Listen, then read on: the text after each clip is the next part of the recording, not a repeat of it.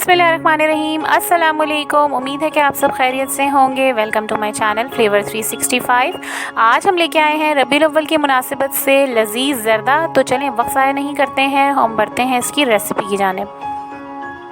1 kilo चाहिए हमें सेला चावल, बेहतरीन क्वालिटी वाला, जिसको 3 से 4 घंटे के लिए हमने भिगो के छोड़ दिया है।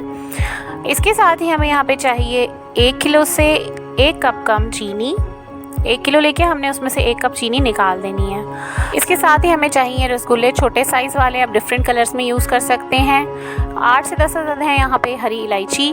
बादाम हमने ले लेने हैं। इसके अलावा आधा किलो मैंने लिया है यहाँ पे खोया।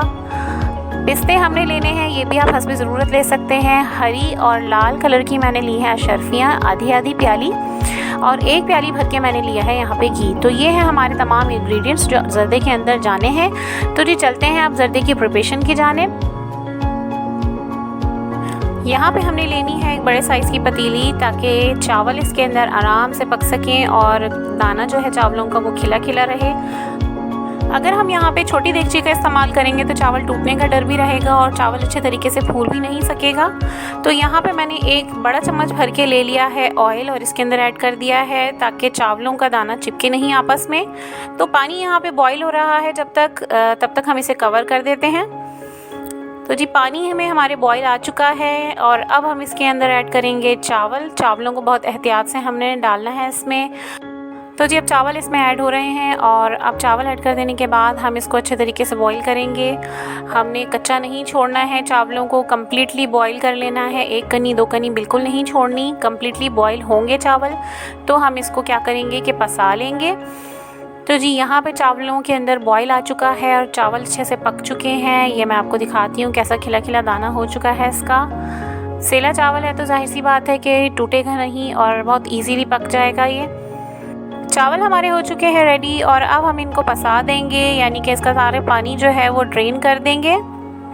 यहाँ पे हमने ले ली है ये देगची जिनमें चावल हमने बनाने थे। अब इसके अंदर हम डाल दे रहे हैं 1 किलो के करीब जो चीनी है हमारे पास। वो बर्तन हमने खुला ही लेना है ताकि चावल हमारा अच्छे तरीके से इसमें पक सके। अब हम इसके अंदर ऐड कर रहे हैं आधा ग्लास के करीब पानी। पानी बहुत ज़्यादा नहीं डालना है, हमने इसी चीनी के पानी को ही घोलना है। हमने चीनी का दाना जो है वो ख़ुद भी पानी छोड़ता है, तो ये थोड़ा सा जो हमने पानी ऐड किया है वो इसको मदद करेगा मेल्ट होने में।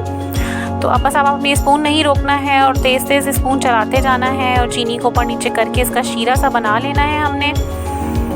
तो जी यहाँ पे ये पक रहा है और बस मुसलसल मैं इसको स्पून चलाती जा रही हूँ ताकि दाना जो है अच्छे से डिज़ोल्व हो जाए। देखिए जी मुसलसल मैं स्पून चला रही हूँ, स्पून नहीं रोकना है आपने। और ये देखिए ये शीरे में कन्वर्ट होना शुरू हो गई है चीनी।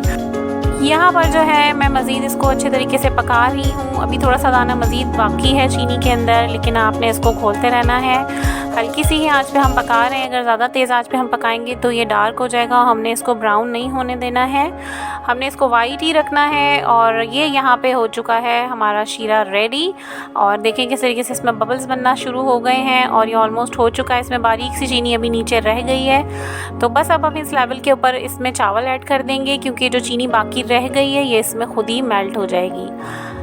चावल मैंने यहाँ पे जो बॉईल करके रखे थे वो चावल मैंने इसके अंदर ऐड कर दिए हैं और अब हम करेंगे मिक्सिंग, ताकि अच्छे तरीके से चीनी चावल के एक दाने तक पहुँच जाए और हमें बहुत अच्छा सा टेस्ट मिले। तो ये जी अब हम इसको ऊपर नीचे करके मिक्स कर ले रहे हैं। शीरा अच्छे तरीके से चावलों में मिक्स हो जाना चाहिए।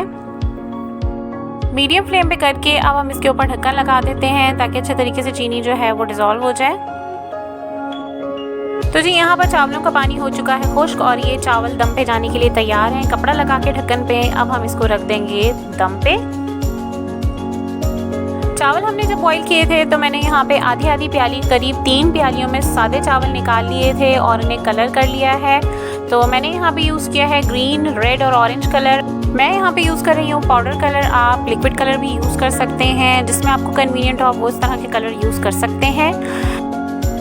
चावलों को दम पे हो चुके हैं 10 मिनट और अब हम इसके अंदर ऐड करेंगे कलर किए हुए चावल। तो यहाँ पे मैं सबसे पहले इसमें ऐड कर दे रही हूँ ग्रीन कलर। हमने हर कलर को दूसरे कलर से दूर रखना है ताकि कलर फैले नहीं और चावल हमारे अच्छे से कलर हो जाए।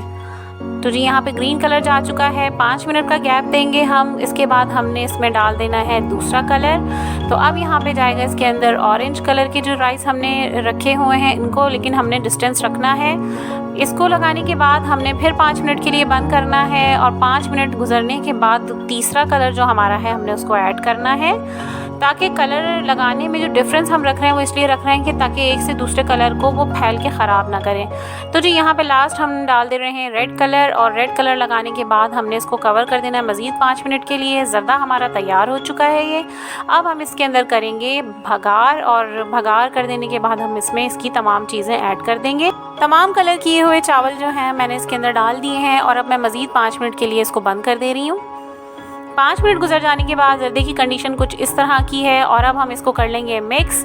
ज़बरदस्त किस्म का ज़र्दा तैयार हो चुका है हमारा। अब हम इसके अंदर लगाना है हमने भगार, और भगार डालने के बाद हम इसे डिश आउट कर लेंगे। तो यहाँ मैं कर ले रही हूँ मिक्सिंग। बहुत ही ज़बरदस्त से कलर्स इसके लग रहे हैं, बहुत ही खूबसूरत लग रहा है। तो जी ज़र्दा हमारा हो चुका है रेडी, और अब हम इसके ऊपर डालेंगे तमाम मेवे और तमाम चीज़ें। तो सबसे पहले हमने इसके अंदर ऐड कर देनी है ग्रीन कलर की अशरफियाँ, मैं यहाँ पर डाल रही हूँ।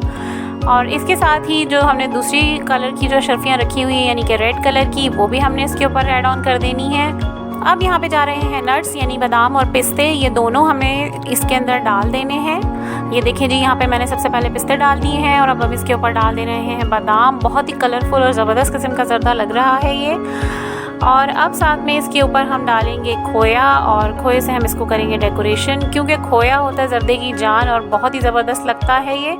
तो इसके साथ ही यहाँ पे जो छोटे साइज़ के रसगुल्ले हमारे पास थे वो भी हमने इसके अंदर ऐड कर दिए हैं और हमारा ज़र्दा हो चुका है ऑलमोस्ट डन। अब हमने इसको करना है कवर और भगार की कर लेनी है तैयारी। तो यहाँ फ्राइंग पैन के अंदर मैंने जो 1 प्याली ऑयल या घी, आप जो भी आपके पास हो आप ले सकते हैं, मैंने यहाँ पे घी का यूज़ किया है। तो 1 प्याली घी मैंने इसमें डाल दिया है। जैसे ही घी गर्म हो जाएगा हम इसके अंदर इलायचियाँ तोड़ के डाल देंगे, या कुचल के भी आप डाल सकते हैं। मैंने यहाँ कूट के डाली हैं ये इलायचियाँ।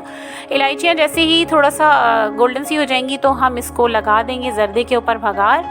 तो जी ये भगार हमारा हो चुका है रेडी, और अब ये जा रहा है ज़र्दे के अंदर। तो जी यहाँ पे हमने ज़र्दे को लगा दिया है भगार, और खुशबू बहुत ही ज़बरदस्त किस्म की उठ रही है इसके अंदर से। तो जी ज़बरदस्त रेडी हो चुका है ज़र्दा, और डिश आउट कर लेते हैं अब हम इसे। तो जी ज़र्दा हमने कर लिया है डिश आउट, और आप मुझे फ़ीडबैक ज़रूर दीजिएगा कि ये रबीउल अव्वल की मुनासिबत से बनाया हुआ ज़र्दा आपको कैसा लगा। उम्मीद है कि रेसिपी आपको पसंद आई होगी। मुझे फ़ीडबैक लाजमी दीजिएगा। अब तक के लिए इतना ही। अल्लाह हाफ़िज़।